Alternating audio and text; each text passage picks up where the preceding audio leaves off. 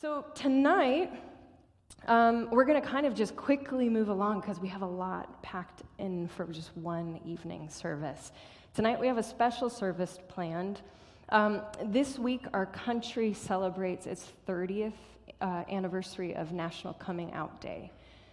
So in 1988, I think would have been the first time. And in honor of that celebration, one church was invited to partner up with a couple local area-wide churches. We were invited to partner up with United Methodist Church Reconciling Ministries, and as well as the Human Rights Campaign. So if you're familiar with their work, they invited us to participate in this as well. And hosting, this will be the first part of a two-part event. And this is the first one. The second one will be held later this week, which we'll remind you about later. But it will be this Thursday night at 6:30. So just a brief history for you, because I feel, because I love history, it's fascinating to me. I think it kind of shapes our story as individuals, where we've come from. I thought it might be helpful to give you a brief history of what on earth National Coming Out Day is. So as I said, it was established in 1988 by Robert Eichberg and Jean O'Leary. So I was 8 years old, in case you want to do the quick math. And it was founded on the belief, and I want you to pay attention to this sentence. It was founded on the belief that homophobia, and also now that we understand it, transphobia, it thrives in silence and ignorance. So I'll say that again. It started because of this idea and belief that homophobia, transphobia, it thrives in silence and ignorance. And that once people knew and were made aware of the fact that they had loved ones or friends or people in their community that were part of the LGBT community, that they were far less likely to maintain these fearful and sometimes oppressive views.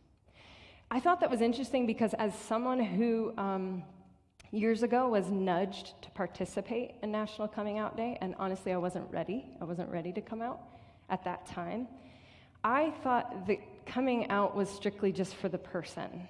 And hearing the history of it, you get a sense that yes, it's about the person speaking their truth, but it was also mainly to combat other views. Because if people hadn't come in contact with and weren't in proxy with people that were LGBTQ, they would not know. They would have formulated these ideas of who this person is, what this lifestyle was like. And sharing stories was a way to kind of break down those walls and really, honestly, create empathy. Like, oh, you're human.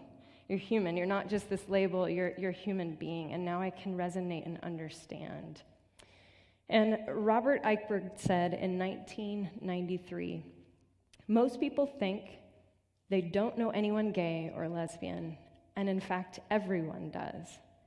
It is imperative that we come out and let people know who we are and disabuse them of their fears and stereotypes.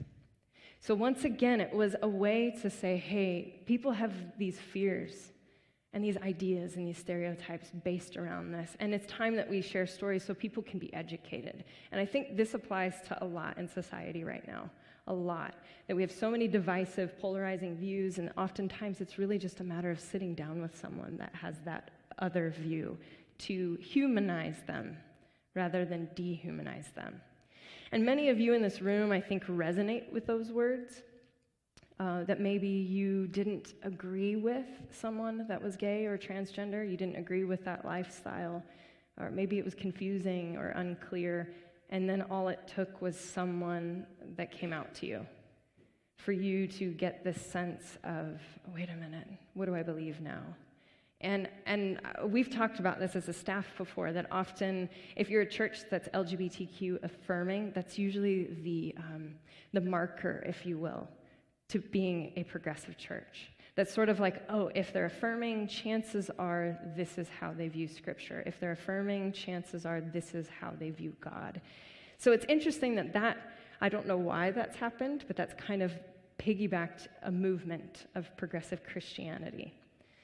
And really, more than anything, it's hard to demonize a people group when you know one of them, right? It's really easy to say, oh, those people, but once those people is your best friend, is your brother, an uncle, a sibling, you then start to go, oh, these people, that's my person that I care about. It changes everything, which is why it's important here at One Church that we want to start showcasing all kinds of stories, and not just LGBTQ, but different kinds of stories to show that relationship creates connection and empathy. And that's really what it's about. So the term coming out originated in the 20th century, and I liked this. It was actually borrowed from debutantes, which are young upper-class women. If you've ever known anything about them, they were the ones that basically made their debut into society. They'd get all dolled up and go to a dance and have this debutante ball. And that's where this was borrowed from, because they viewed it as, oh, you're debuting something about yourself.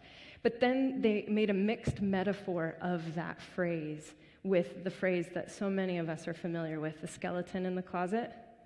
And a skeleton in the closet, I think I have a picture of that. This was a character literally from 1792. And I think it was King Louis the, I don't know how many. There's so many of them. King Louis the 20th? I don't know.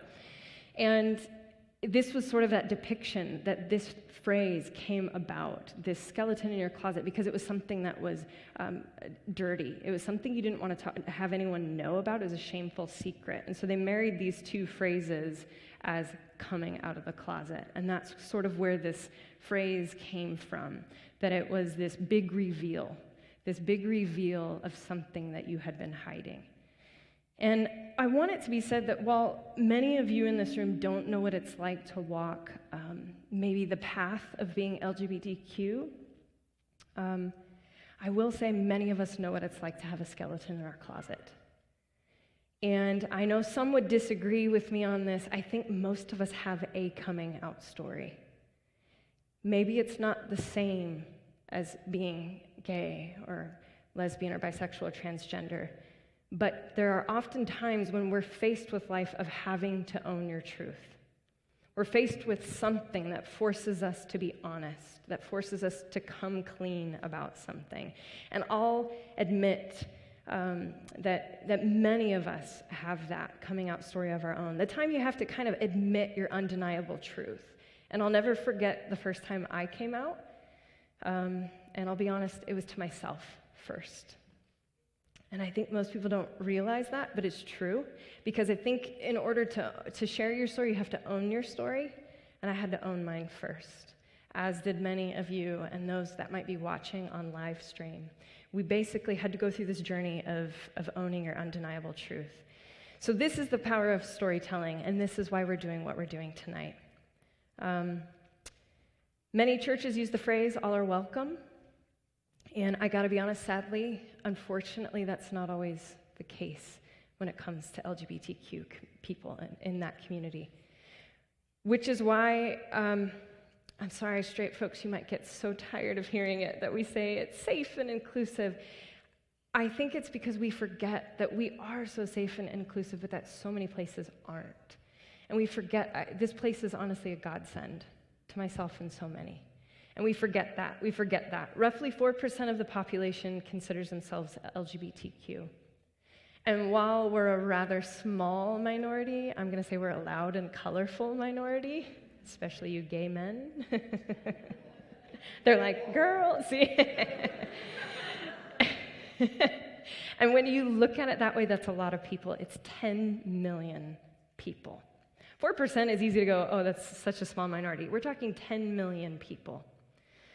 And in a recent Gallup poll, it identified that nearly 60% of LGBTQ adults weren't religious, largely in part because religion did not have a place for them. So I want you to hear that again. 60% of them aren't religious, and it's mostly because they don't have a place within religion. This is why talking about it and doing the work still matters.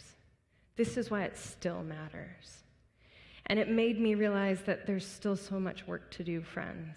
In so many ways, goodness, I think we all, after the last few weeks, realize we have a lot of work to do as Americans, as humans. But it reminded me of this scripture in 1 John chapter 3, verse 18. The NIV translation says, "Dear children, let us not love with words or speech, but love with actions and in truth." And then the Message translation says, let's not just talk about love, let's practice real love. And I'm so grateful that this community, while we're not perfect, like any community, we have our flaws and shortcomings. One thing I've seen again and again in all of you is this active choice to always try to practice love in action. I've seen it again and again. And so I can't think of anything that is more Christ-like than someone that says, I'm going to choose to walk in the way of love. So with that, tonight we want to bring you 3 different stories of what it's like to come out in a faith community, and they'll be vastly different. Some will focus more on their coming out, and some will focus more on what it was like to be in the closet. But it's really so that we can hear and create further empathy on what is it like to have this journey. This microphone, I do not have empathy for you. Every week it gets me. But what it's like to maybe walk in their shoes. Because there's something to be said, as my story is going to be very different from someone else that's in the LGBTQ community. We're all very different. So we'll hear 3 different stories. We'll hear from a bisexual woman, a gay man, and parents of a lesbian daughter. I think it's important we also hear that voice, what it's like to be a parent or someone that's related to. It's my hopes that you'll receive a small glimpse of what it's like to be that person that lives within the tension of faith, sexuality, and identity. So tonight, our first speaker is Alicia Johnston. Alicia is a former pastor for the Adventist Church. She's an active blogger and an excellent writer. She told me not to hype her up, but she is an excellent writer. She's currently writing a book on inclusion for Adventists. She's taking on that hard task because there's not a lot of resources in the Adventist community. Am I correct? Yes. And she also, I should mention, is engaged to her wonderful fiance, Beth. Where are you, Beth? Hello, Beth. We're so glad to have you here tonight. She's engaged to be married. And I want you, if you're able and capable, please give a warm welcome to Alicia Johnston.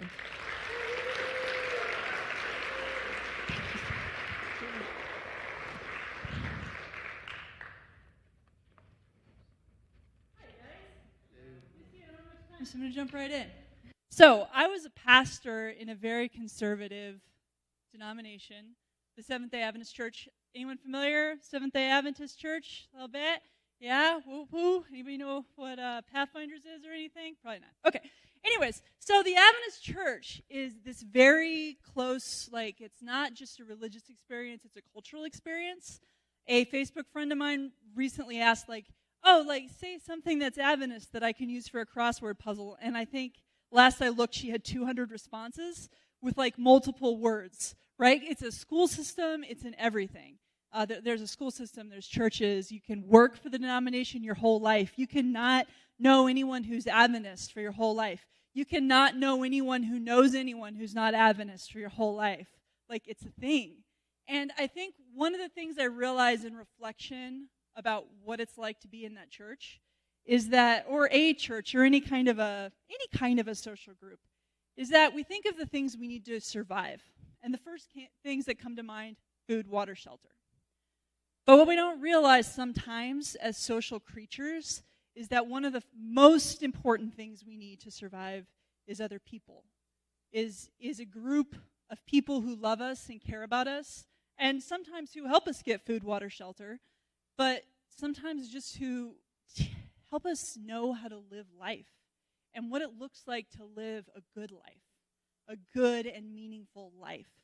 And being raised as I was, I felt that very strong sense that I had that this was a way to get through life in a way that was meaningful and in a way that was good, that was safe in so many ways. It was just the way I did life. And, I think that things are shifting, but being as I was in this conservative church and the school system and everything, you just don't hear people talk very much about what it means to be bi or people being bi at all. And so you just think that there's those gay people.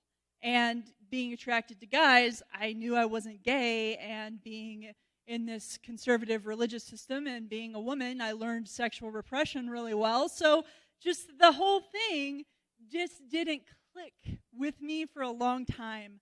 I just didn't know. And when it did click, I was already in seminary studying to be a pastor, like worst possible scenario. It's already hard enough to be a female pastor in the Adventist church. It's not like being Southern Baptist or anything. It's marginally better than that. But that's kind of where I was at. And so, I kind of went through that for many years. And I just kind of found a way to make an uneasy peace in my mind with the whole subject. And I think the way I can best describe it is this, that I felt that I was not the arbiter of all knowledge, and that we'd been given in scriptures very much that we could know about the will of God, and that if something that God believes for us didn't mesh with me, well then maybe it was God that was right and not me.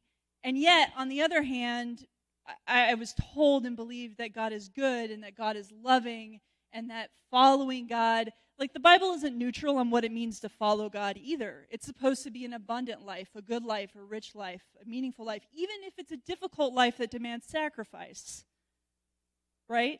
It's still supposed to be a sacrifice that in itself has abundance.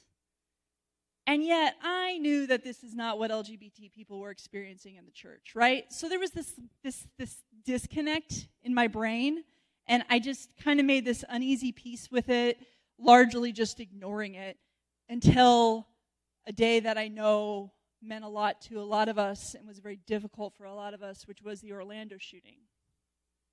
And that shooting just threw me into a depression. I couldn't function for the next week, and I just decided it's time to resolve this tension.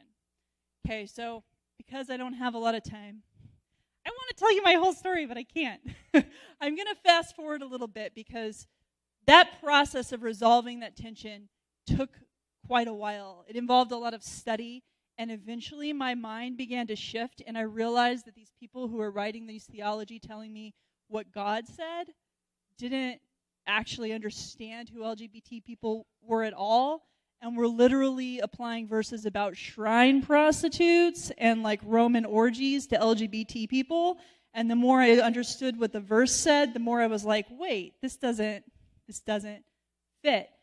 The deeper I went in the verse, the more it didn't fit. And so I came finally, I was like, I can say this here. I was like, oh shit, like this is going to have some personal implications for my life. Like, oh, wait a second, that same-sex attracted thing. Like, if it's really okay, this is going to have some implications for me. And so, finally, I went up to Pine Top, Arizona, literal cabin in the woods, to just pray. And I was just journaling, just doing my best to be open to God, doing my best. Sorry, the microphone problems is totally on me. I'm not holding the mic right. My bad. I'll try to do better. So I was trying, I was praying. I was trying to be open to God. And so I was just sitting there, which is sometimes the best thing to do is to not try. Beth tells me that all the time. So I was just sitting there looking out the window. And all of a sudden, I experienced this intense, like almost palpable feeling of pure joy. Just joy. And I just started to laugh, not because something was funny, just because I was so happy. And I remember thinking, just praying, like, God, what is this? What does this mean? And the words came to me, it's okay. And with that came a shift, not just for myself, but in who God was. That suddenly God could be someone who really is for love, like legit, like God is really for love and in favor of it, in a way that God just can't be if God looks at two people of the same gender in love and says, nope. And so I began to see God differently, began to see myself differently, which for me put me in a position of great opportunity, and yet great cost, because that system and those people that I loved, that I depended on for survival, had to find out who I was and what I believed. So that eventually, half a year later maybe, once I was ready, led to me doing a public coming out video, and just kind of, I don't know, like coming out to thousands of people at the same time. It was a trip. So just all of a sudden, just everybody knew. And it was incredible freedom. And it's been very, very, very hard, but one of the best. No, actually, I think it's been the best thing I've ever done in my life. So there you go. Angie can come up and introduce the next person.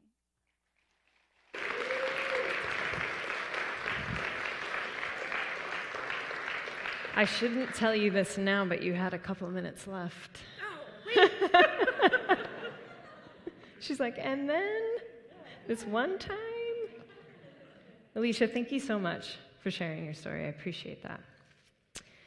Our next speaker is Steve McCarthy. Now, a funny thing about Steve, there's a lot of things funny about Steve. He's a funny man. The thing about Steve is someone once told my wife and I that we should meet him, and it was a few years ago. And we didn't. It didn't for whatever reason. We meet him this January in Denver, of all places. And we went, wait, you're the person that so-and-so told me about. And then he starts coming to One Church, and it was a very serendipitous thing. But now that I've walked down memory lane, Steve is a former area director for Young Life. If you're not familiar with Young Life is a nonprofit, and they're dedicated to sharing the gospel with unchurched adolescents. Steve loves being creative, storytelling, and seeing people reach to their full potential. He's currently a filmmaker and designer, and he resides in Mesa. Would you give a warm welcome to Steve McCarthy?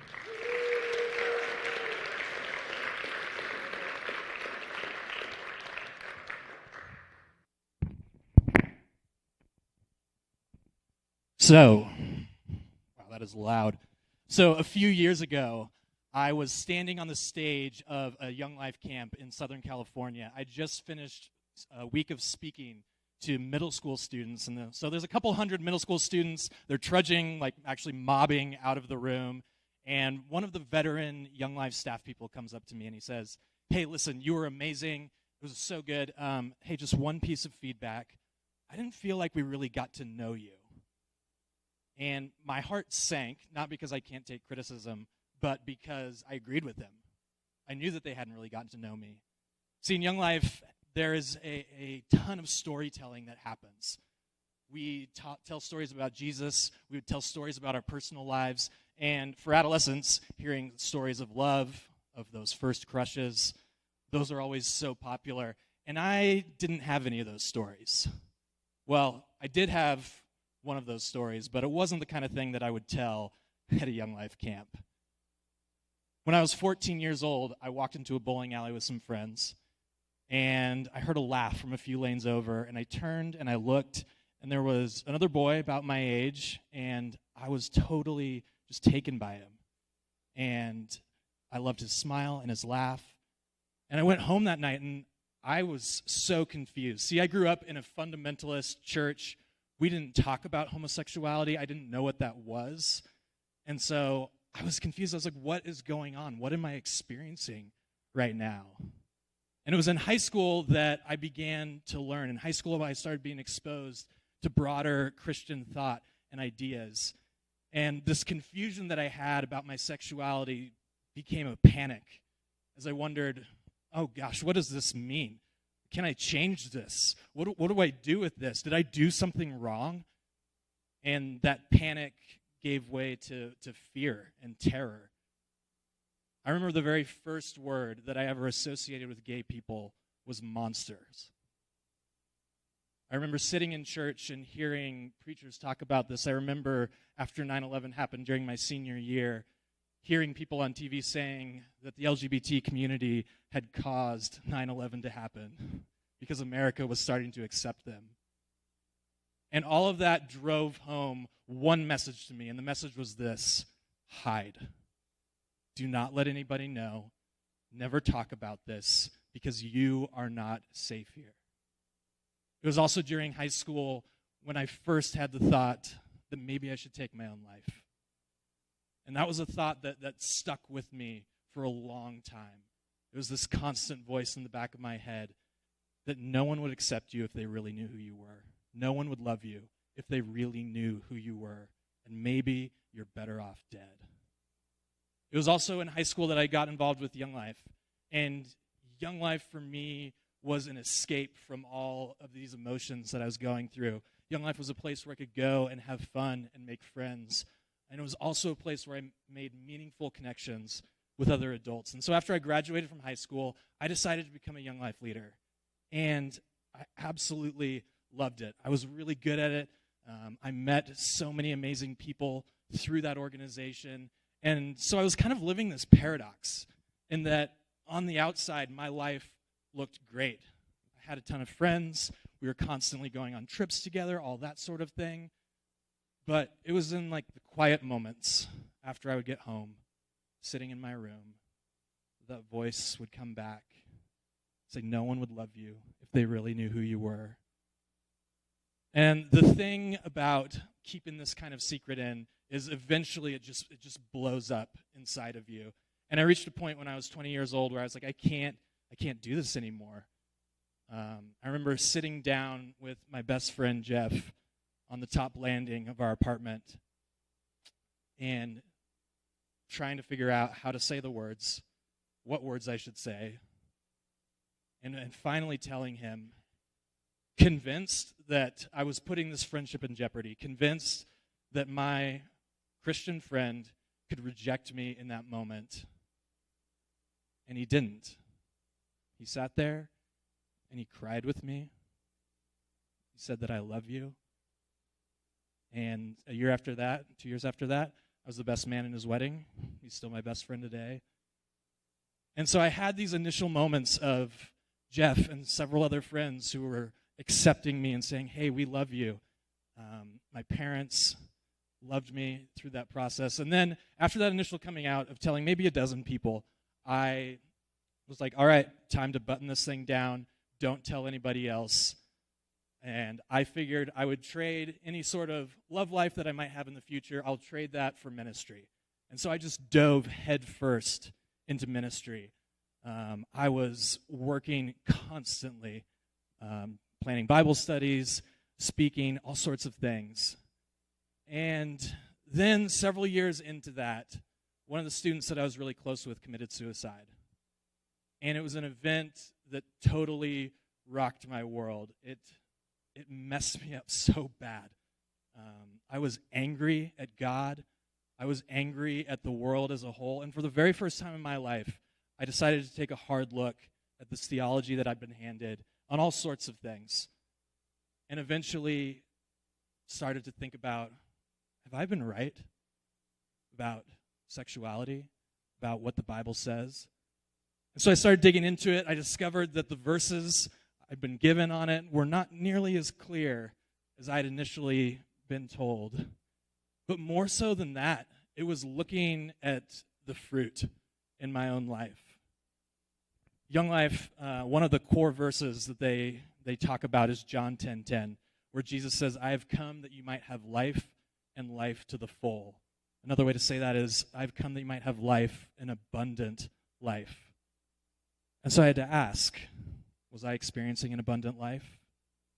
Were my friends who were also gay and trying to stick around with Christianity, were they experiencing an abundant life? Because everywhere I looked, I saw bad fruit. Doing ministry taught me that you can't separate theology from people. You can't just take these ideas without considering how do they affect the flesh and blood human that we're talking about. And so slowly, and these are all the things that are rattling around my head, when one day I get a text, and it's from a friend of mine, and he says, hey, can I come over? I need to talk to you. And instinctively I knew he's going to come out to me. At about 5 minutes, what am I going to tell him?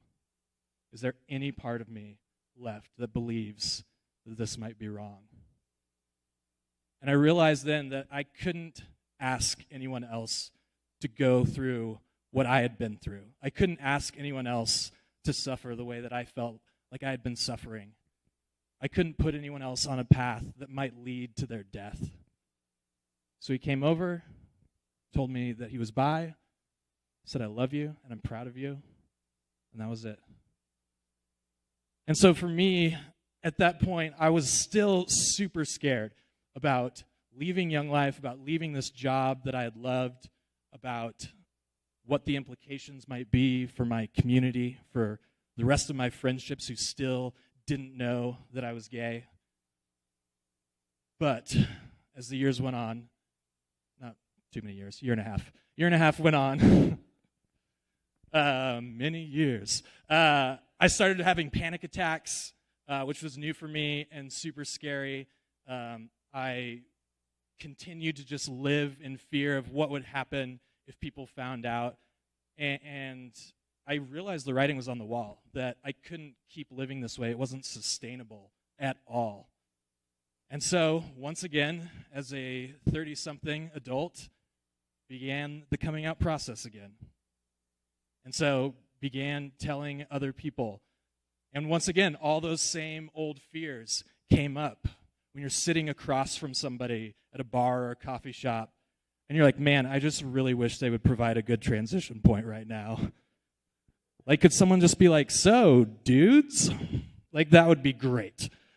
But it never happened. And so we just started talking, and I'd sort of be like awkwardly like, by the way. And again, what I've learned is that people will really surprise you. There were people I was convinced would probably be nice, but also would probably think I was going to hell. And some of those people have been some of my closest friends throughout this process. And that was, I didn't realize what I was missing because I was so focused on what I could lose. I was so concerned about, oh my gosh, I'm going to lose my job and my friends. And I was wrapped up in this fear of what would happen that I never stopped to consider what I might gain in that process. And what I gained in that was friends who told me that they love me more now because they know me more better. What I gained in that is new community, new connections. What I gained from that was a feeling of safety, in that no matter what happens, I know that there are going to be people who stick by my side. And I know a lot of us can relate to letting fear dictate our lives. Whether you're straight or gay or trans, we know what it's like to let fear dictate our lives. And I don't know about you, I'm sick of it. I'm sick and tired of letting fear control my actions and my life. I don't want to be someone who is led by fear any longer. Rather, I want to seek to be a person who's led by love and compassion. So, thank y'all.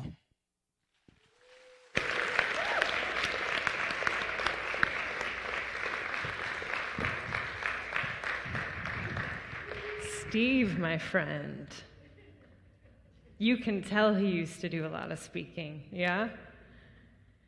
And he's also funny, I told you.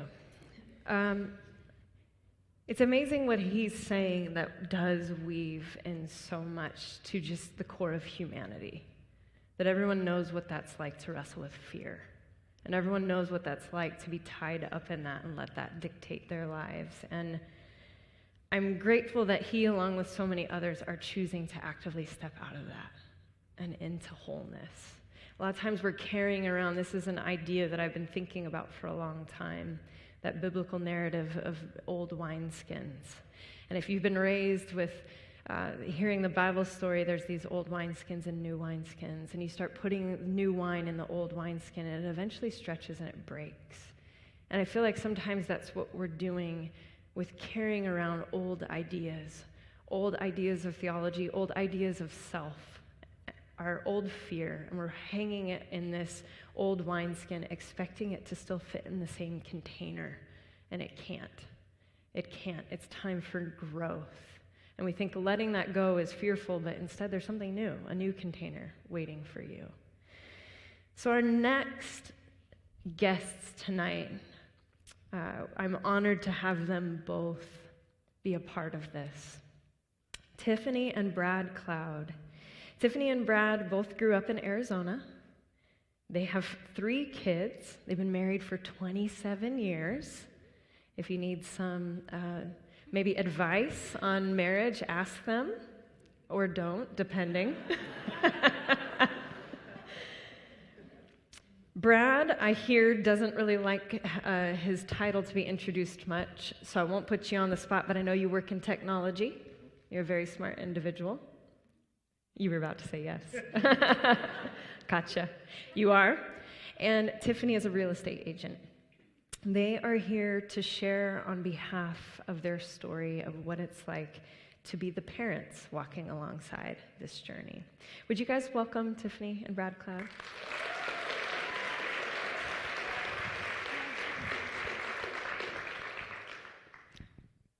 I guess I'll start. You sure can. Brad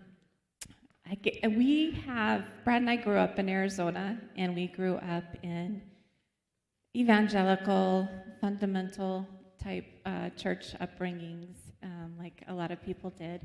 And so we didn't really talk about the homosexual community at all. We had an experience with it in college when we were in InterVarsity, and then we didn't talk about it again for years and years and years. Kids always brought home whoever they wanted, and we had, they would bring home gay friends and stuff like that, and that was always fine in our house. And Brad worked with some gay people, and we had them over for dinner, so our kids were fine being exposed to it, but we didn't talk about it between the two of us. And honestly, I didn't have anybody in my life, any friends or anything in our church community that had any gay kids. It was just a foreign thing for us. So when, fast forward, my oldest daughter is a junior in college, and our kids are really close. So we had a junior, a sophomore, and a freshman in college. And I get a text from her. She's up at NAU away at school, and she came out on a text. And I know why she did that, because I was sitting there looking at the phone, and first I said, was that a typo? No, first she points the phone at me and says, does that say what I think it says? So I literally dropped the phone. It was like, I was shocked, and I had never even crossed my mind that she might be gay. So it was a completely new thing for us to have to talk about. We hadn't really dealt with that. Well, what if type of thing? What if this happened in our family? What if one of the kids? And so it was abrupt, but I don't know. Do you want to add anything? Yeah, I mean, I'll add. As a dad, you have a picture of what your family's going to look like. You know, family reunions, holidays, and events like that. And so for me, oddly, I grew up Southern Baptist, so you mentioned Southern Baptist, but that's what I grew up in, and that's what I knew, and was comfortable in. But at the same time, since college, there were things that were kind of burning in the background, because we did have an event in college where there was a gentleman attending, and he wanted to attend, and we asked him not to because he was gay. And I was one of the leaders that was part of that group. And so it was, I realized later, a little bit soul-crushing and I never got involved in church after that. So, but when my daughter came out, I had an absolute sense of relief.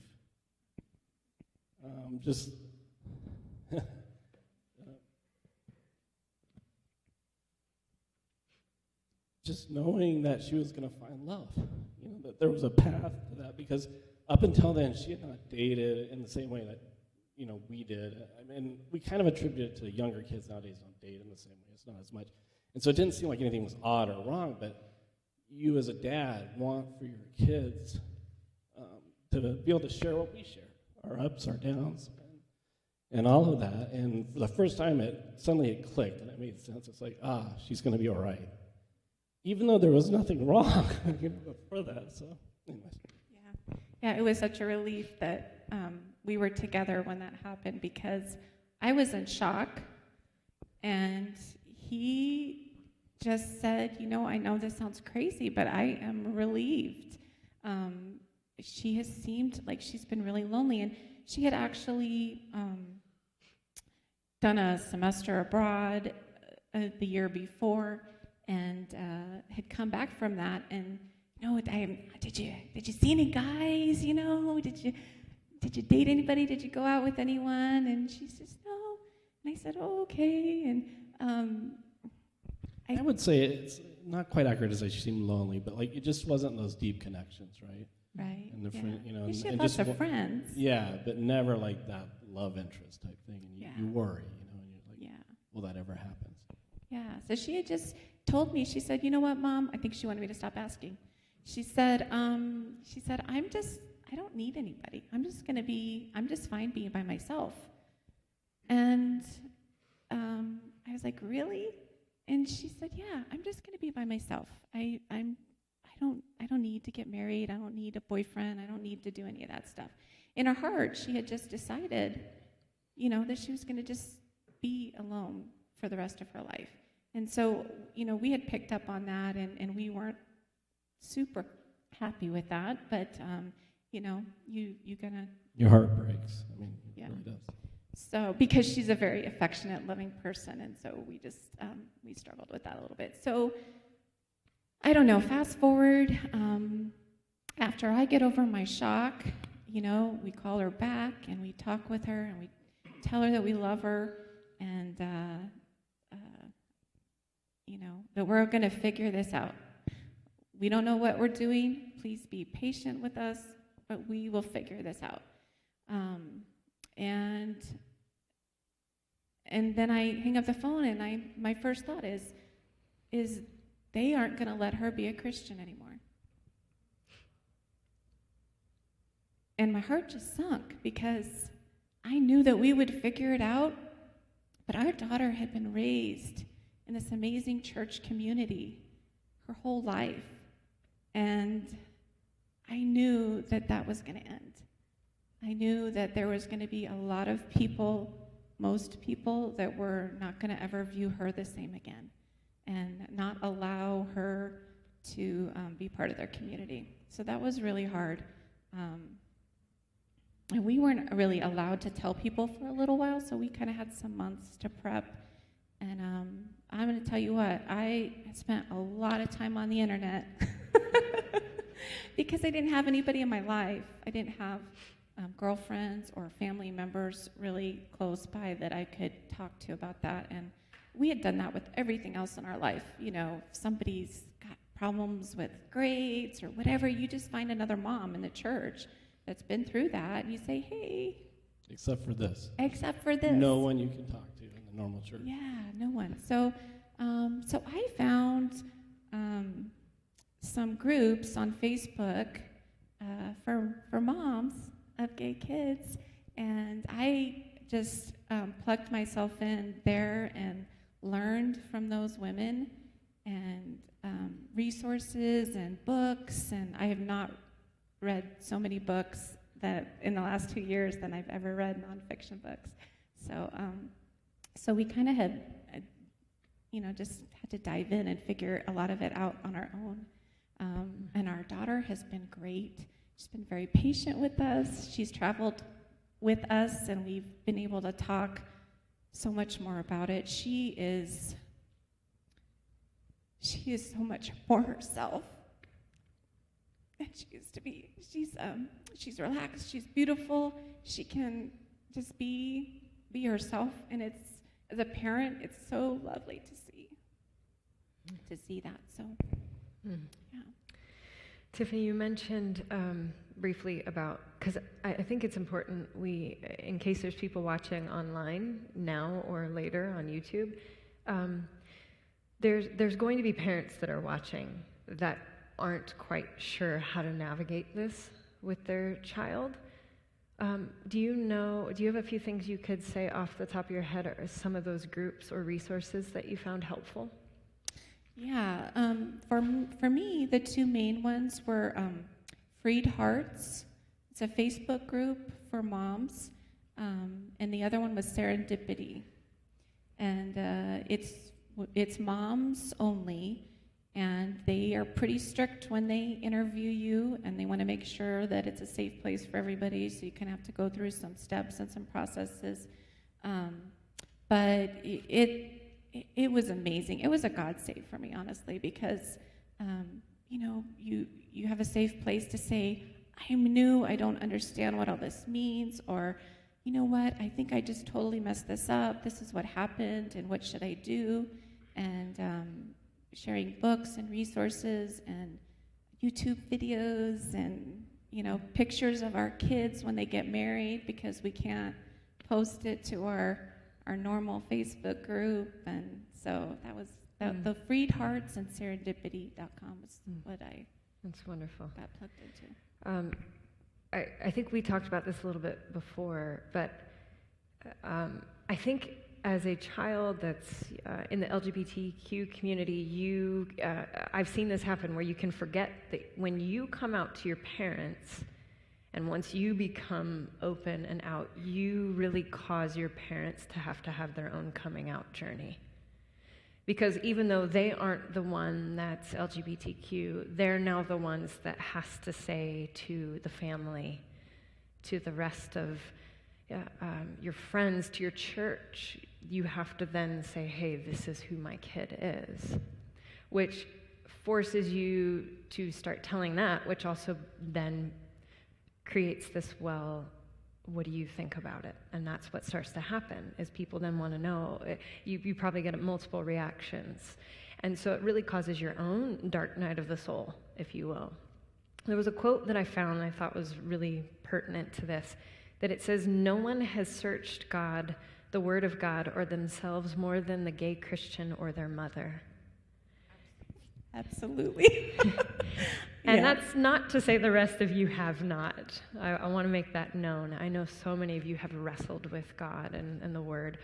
But there's something about when you are told you can't be, and like you were saying you were afraid they were going to take away her faith, basically saying you can't be Christian.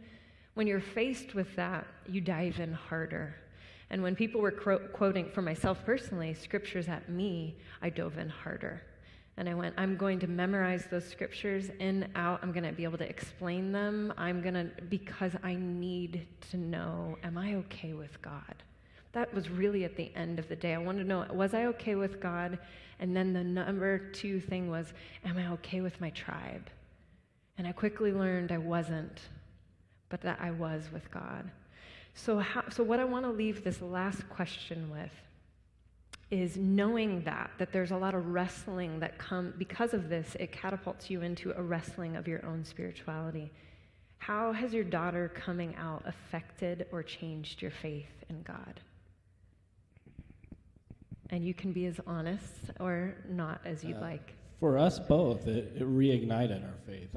I was pretty much dead for about 20 years. So we were attending churches, we had home groups, and they were friends, but they weren't deep friendships, really. And I think, and it wasn't because of this hadn't happened to us until then, but there's something missing in the church today. And when we first came, Aaron was there, he spoke pretty early on. And for us, it challenged us, and we had to start reevaluating all those scriptures. And it's been the best kind of 2 spiritual years of our life at this point, so for sure. Yeah. I don't even know where to start with that. I probably could talk for 30 minutes on that. We, as a family, have not just my gay daughter, but my other 2 children, have said, I don't know, probably 4 times in the last year, I'm so glad Aaliyah was gay. I'm so glad she's gay. Look at what it's done for our family, because there is, and I'm not saying it wasn't really hard, and there was a lot of struggle and a lot of work that we went through, but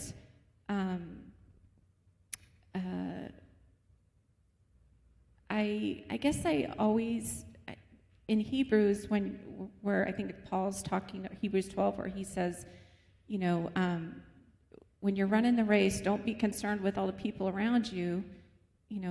Look to Jesus. He is the author and perfecter of our faith. And so I just told God right from the get-go, I said, Jesus, I'm looking at you. I'm not going to worry about all of these other people. I know they're not going to approve. I know they're going to say this and this and this. I just want to learn from you, Jesus. Perfect my faith. And it's hard and it's vulnerable and it's a little scary, because even though in a lot of ways we were kind of stagnant, we were going through the motions, we were in a really comfortable place. Lots of certainty built into the ideology that we were surrounding ourselves with. And when you step out of that, that's a little scary, but so beautiful. I don't know. I think Brad said it, but we've become so much more abundant in our spiritual lives, and our family has, and even in our relationship, because him and I have always been so close, but we just kind of didn't talk about the spiritual stuff very much. We just kind of had set that aside. So, yeah. Thank you both so much for sharing your story. Can we give them a hand?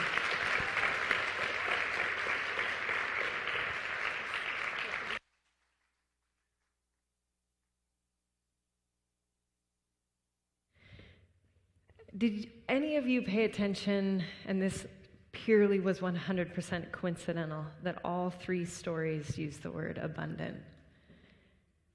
Completely coincidental. And I think that is, the worship team can come up at this time, I should say. I think that was something I was instantly clued in, hearing these 3 vastly different stories, and yet hearing this word abundant. There's something about stepping into who you were created to be that leads you down this abundant path. And I think in times, many times in the Christian tradition, probably a lot of different traditions, we get this idea of what that path looks like. And we expect everyone to be on the same one. And when you yourself, for whatever reason, don't fit in that path, and it could be for a gamut of reasons, it can cause this tension and this discord. And it's amazing once you step into and just accept your story of this is who I am. And if you take that narrative of we were made in the image of God, knowing that whoever you were made in the image of God. I'm sensitive to the fact that I know there's a few of you here tonight that aren't out yet, and you've shared a bit of your stories. And I hope more than anything that you don't feel pressured to do so, but that you feel completely invited into just accepting the fullness of who you are. That you don't have to do anything that doesn't feel comfortable, that you can take your time, but step into the person that you are and that God already knows that you are. A lot of times we think we can shield that and hide it. And I think there's this invitation of just step out and be you.